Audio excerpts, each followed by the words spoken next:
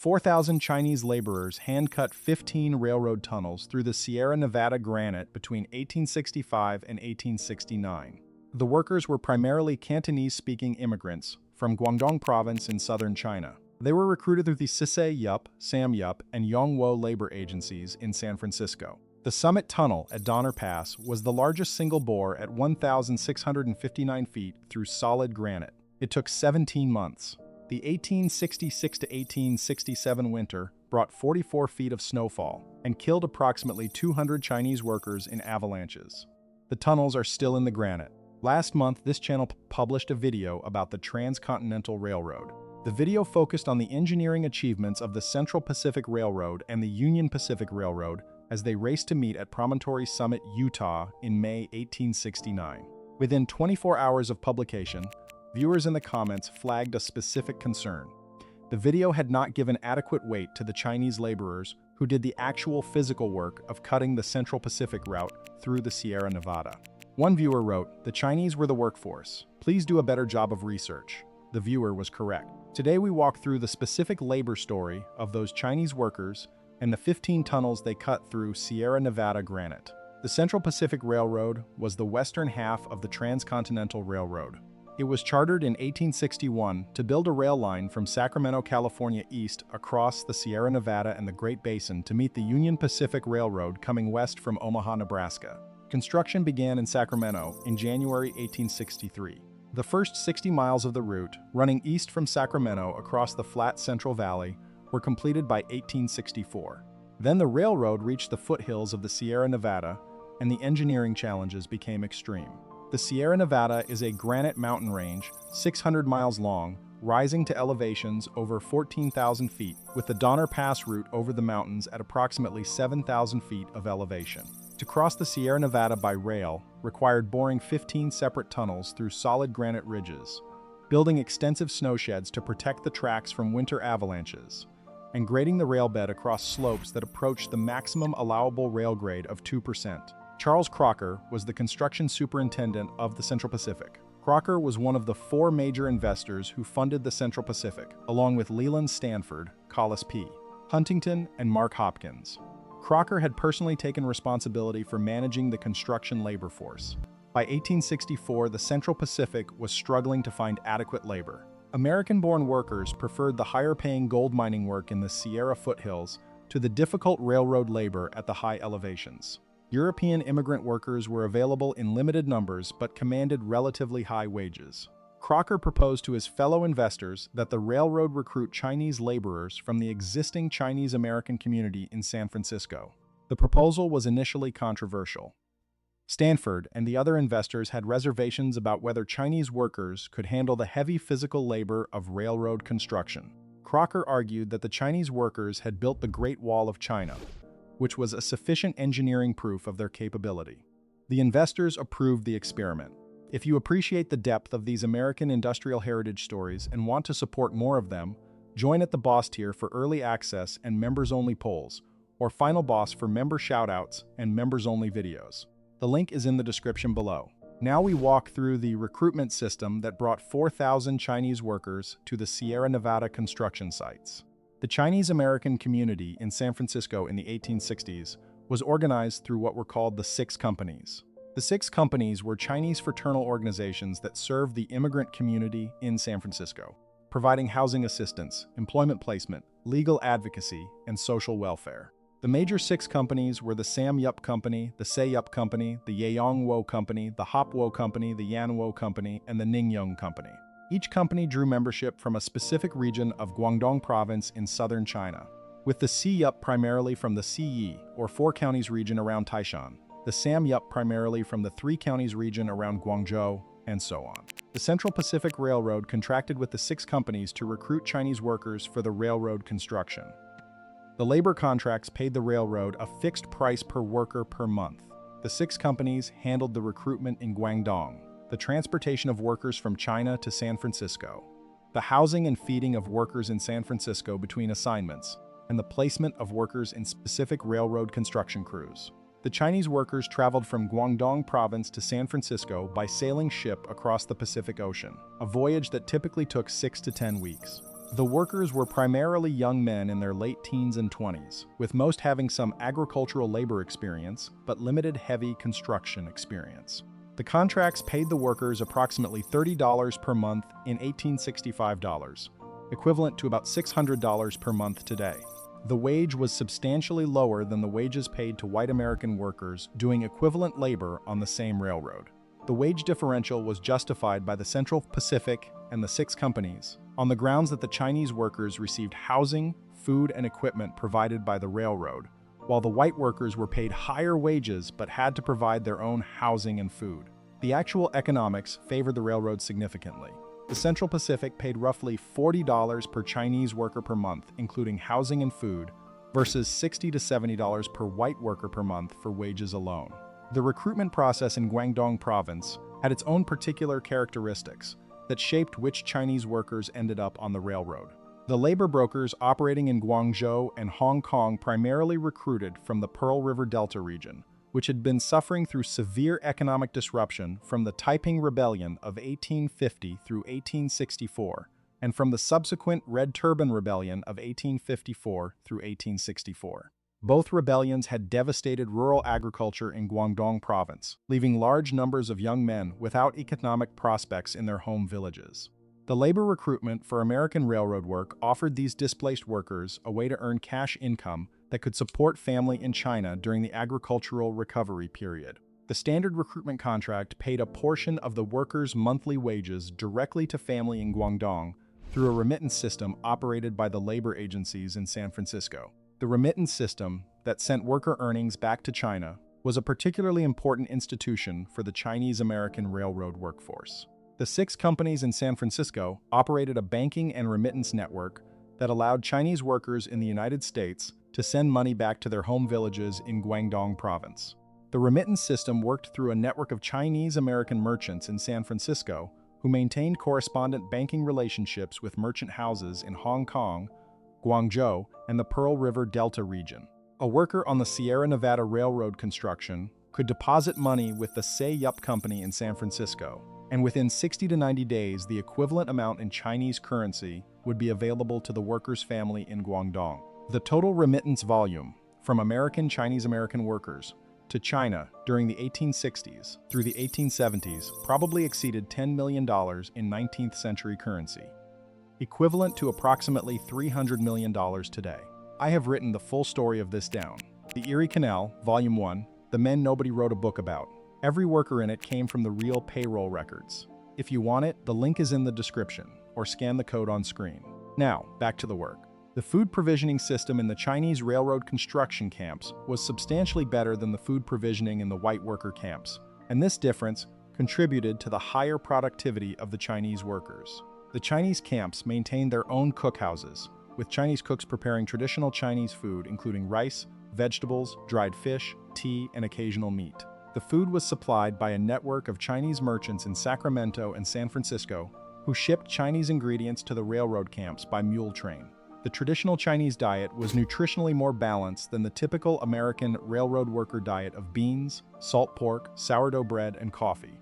The Chinese workers had lower rates of scurvy, dysentery, and general malnutrition than the white workers on the same project. The dietary advantage translated directly to higher work productivity and lower sickness absence rates. The Chinese workers proved to be exceptional railroad construction laborers. They worked steadily, consistently, and with minimal labor disputes. They organized their own crews under their own foremen, with the foremen serving as translators between the Central Pacific construction supervisors and the workers. They lived in railroad-provided tent camps that they organized themselves, with separate cooking and eating facilities that prepared traditional Chinese food rather than the American-style food provided to the white workers. They drank tea boiled from camp-supplied tea leaves, which incidentally meant the Chinese workers had safer drinking water than the white workers who drank from streams without boiling. The combination of better water hygiene, traditional Chinese diet, and steady work habits made the Chinese workers more productive and less prone to illness than the white workers on the same project. By 1866, the Central Pacific was actively recruiting more Chinese workers and using fewer white workers across all construction phases. If you are new here and enjoying this kind of historical depth, subscribe so you do not miss the next video. We publish 2 videos per day this week. Now we walk through the specific tunneling work at the Summit Tunnel. The Summit Tunnel, also called Tunnel Number 6, was the longest single bore on the Central Pacific Railroad route through the Sierra Nevada. The Summit Tunnel ran 1,659 feet through the granite ridge at the top of Donner Pass at an elevation of approximately 7,040 feet. Construction began in October 1865 and continued through August 1867, a span of approximately 17 months. The bore was advanced from both ends simultaneously, with crews working from the eastern portal and from the western portal. A central shaft was also sunk vertically from the surface of the ridge down to the tunnel grade, allowing a third tunneling face from the middle of the bore. Triple front construction reduced the total schedule from a projected 3 years to 17 months. The Chinese tunneling crews worked the rock face using star drilling methods. The crews were organized in teams of 3 workers per drill, with 1 worker holding the star drill, 2 workers swinging sledgehammers in alternation, and the team rotating positions throughout the shift to manage fatigue. The drilling crews worked 12-hour shifts, with 3 shifts per day, so that the tunnel face was being worked continuously 24 hours per day, 7 days per week. The bore advanced approximately 0.85 feet per shift in granite, with 3 shifts producing about 2.5 feet per day. Total bore advancement across both portals and the central shaft averaged approximately 7 to 10 feet per day during the 17 months of construction. Daily progress was the slowest of any major American railroad tunnel up to that date. The granite of the Sierra Nevada was exceptionally harder than the granite of the Hoosac Tunnel or the limestone of the European Montauk-Cenis Tunnel that were being bored simultaneously with comparable methods. The 1866 to 1867 winter was the worst winter in recorded Sierra Nevada history up to that date. Snowfall began heavily in October 1866 and continued through May 1867. Total cumulative snowfall at the Donner Summit during the winter reached 44 feet, measured by Central Pacific construction surveyors. The snow drifts at the tunnel portals reached over 60 feet deep. The construction camps were buried under snow, with workers tunneling between buildings through snow passages. Avalanches off the surrounding slopes were a constant hazard, with major avalanche events occurring throughout the winter. The exact death count from avalanches during the winter is disputed in the historical record. The Central Pacific Railroad construction records list approximately 15 worker deaths from avalanche causes during the winter. The Chinese-American community oral history, preserved through the 6 companies' records in San Francisco and later researched by 20th century historians, puts the total avalanche death count closer to 200 Chinese workers. The discrepancy reflects the broader pattern of Central Pacific Railroad records underreporting Chinese worker fatalities compared to white worker fatalities. The 6 companies' records are probably the more accurate count. Despite the catastrophic winter, the Summit Tunnel construction did not stop. The Chinese workers continued boring the tunnel from the central shaft and from the portals throughout the worst weather of the winter. Workers descended through the snow tunnels from the surface camps to the tunnel face, where they were sheltered from the surface weather by being deep inside the mountain. The triple front construction strategy meant that as long as one of the 3 faces remained accessible, the bore could continue advancing. The eastern portal was buried in snow for several weeks during the worst storms, but was kept accessible by continuous excavation. The central shaft was accessed through a snow tunnel from the surface. The western portal was the most exposed and was periodically inaccessible. But the cumulative bore advancement continued throughout the winter, with the eastern bore and the western bore meeting at the holing through point in late summer 1867.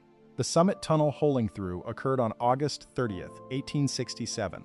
The eastern bore and the western bore met at a point approximately 750 feet from the eastern portal. The survey alignment was within several inches across the full 1,659 feet of bore. Charles Crocker personally inspected the holing through. The Chinese workers who had cut the bore were given a 1-day work bonus and additional food allowances for the achievement. The tunnel was finished with cast-in-place concrete lining over the following months. The first scheduled train passed through the Summit Tunnel in November 1867, 2 months after the holing through. The other 14 Sierra Nevada tunnels on the Central Pacific route were smaller than the Summit Tunnel, with lengths ranging from approximately 100 feet to 800 feet. The cumulative bored mileage across all 15 Sierra Nevada tunnels was approximately 12,000 linear feet, or just under 2¼ miles. The total Chinese labor force on the tunneling work specifically was approximately 4,000 workers at peak, with the broader Central Pacific construction labor force across all phases reaching 12,000 to 20,000 Chinese workers between 1865 and 1869. The Chinese workers ultimately built about 90% of the Central Pacific Railroad route from Sacramento to Promontory Summit, including the tunnels, the grading work, the bridge construction, and the snowshed building. The labor protests that Chinese workers organized in 1867 deserve separate historical treatment because it was one of the largest organized labor actions in 19th century American history. In June 1867, approximately 3,000 Chinese workers on the Central Pacific Railroad walked off their FAR jobs in a coordinated work stoppage that lasted approximately 1 week. The workers were protesting their lower wages compared to white workers doing similar labor, their longer working hours, and their inferior working conditions in dangerous tunnel work. The strike was organized through the 6 Companies Network in San Francisco, with strike communications coordinated by Chinese American merchants, who served as intermediaries between the workers and the Central Pacific management. The strike was extraordinarily disciplined and orderly, with workers remaining at their construction camps but refusing to work, and with no violence or property damage during the entire week. The Central Pacific Railroad management response to the strike was severe. Charles Crocker, the construction superintendent, cut off food supplies to the strike camps in an attempt to starve the workers back to work. The 6 companies in San Francisco maintained alternate food supply chains during the strike, with Chinese American merchants shipping food from Sacramento and San Francisco to support the striking workers. The strike eventually ended after a week without the workers achieving any of their stated demands. The Central Pacific did not raise the Chinese wages or improve working conditions. The strike did, however, demonstrate to the management that the Chinese workforce was capable of coordinated labor action, and the management adjusted its labor practices subtly in the months that followed to reduce the most extreme grievances.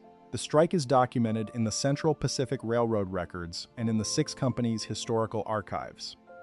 The Chinese workers who survived the railroad construction faced increasingly difficult conditions in the years that followed. The Chinese Exclusion movement that swept California politics in the 1870s and 1880s targeted the same Chinese American workforce that had built the railroad. The Chinese Exclusion Act of 1882 essentially halted further Chinese immigration to the United States and made the existing Chinese American population legally vulnerable to deportation and discrimination. Many of the former railroad workers who had settled in California faced violent persecution, with several major anti-Chinese riots occurring in California and across the western United States between 1871 and 1885. The cruelty of this political turn was not lost on contemporary observers. The men who had cut the Sierra Nevada tunnels for the Central Pacific Railroad were the same men whose right to remain in the United States was being challenged in the political arena 2 decades later.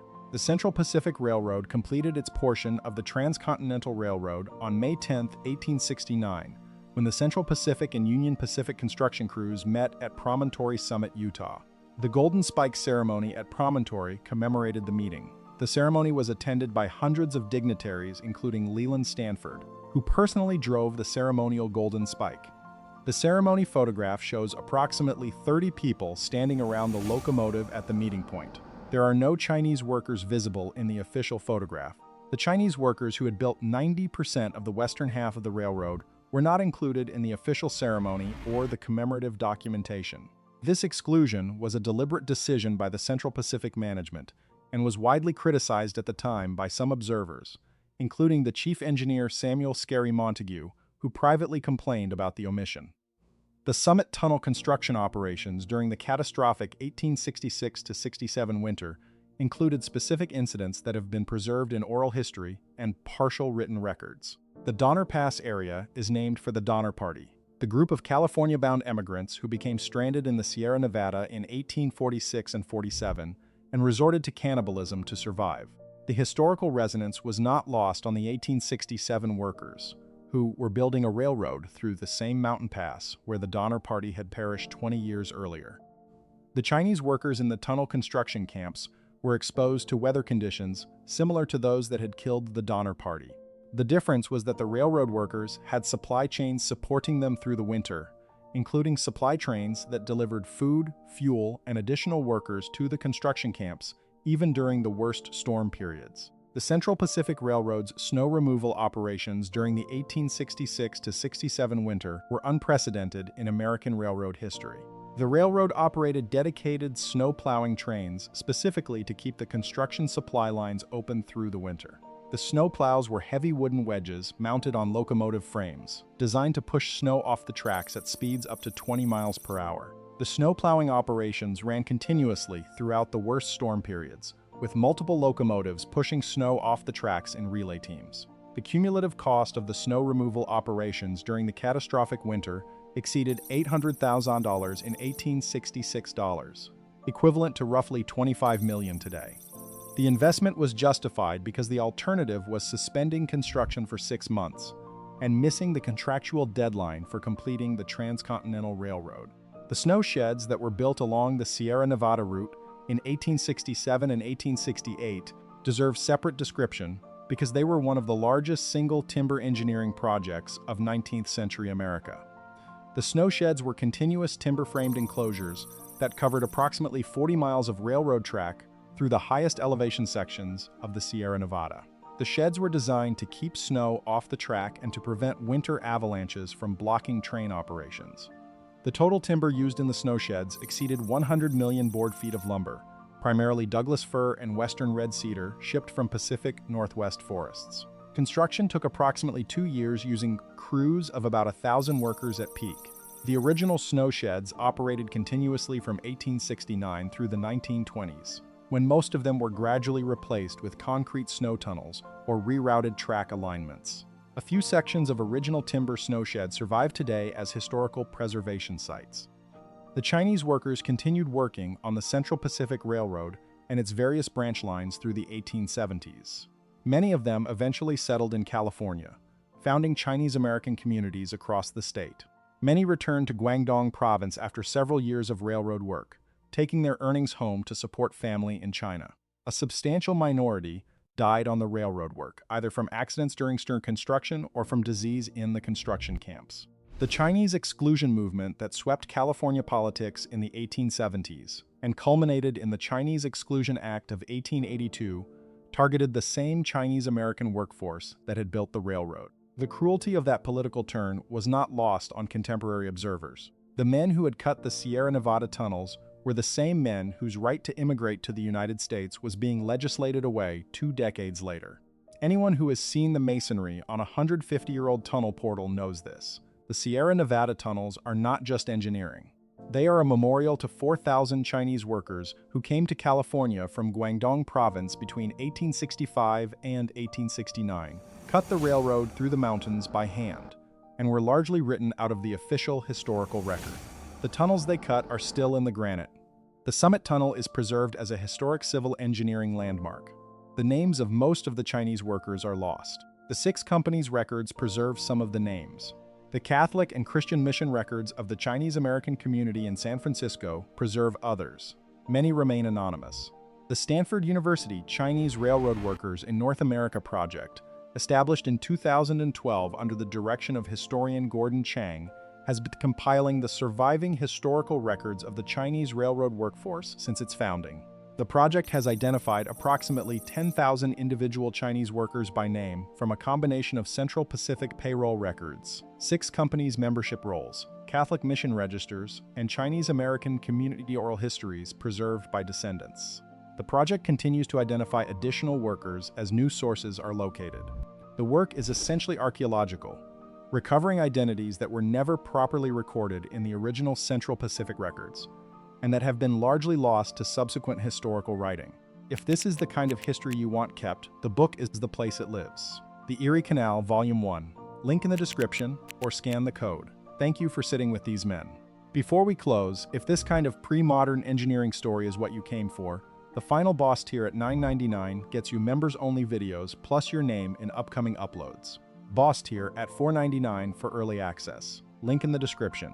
Thanks for watching to the end. The 15 Sierra Nevada tunnels cut by Chinese crews between 1865 and 1869 remained in active rail service for 124 years. Union Pacific Railroad finally rerouted traffic through a new alignment in 1993. The American Society of Civil Engineers designates the tunnels as a historic civil engineering landmark. The original summit tunnel still exists in the granite at Donner Pass and can be accessed by hikers during the summer months. The Chinese workers who cut it are mostly buried in unmarked graves near the portal. The Say Yup, Sam Yup, and Yongwo 6 companies in San Francisco preserve the labor agency rosters where some of the names can still be recovered. The Stanford University Chinese Railroad Workers in North America project continues to identify additional workers from surviving historical sources. The audience itself asked us to tell this story in the comment thread on last month's Transcontinental Railroad video. The audience was right. The story should have been told sooner. The records prove it. The tunnels remain.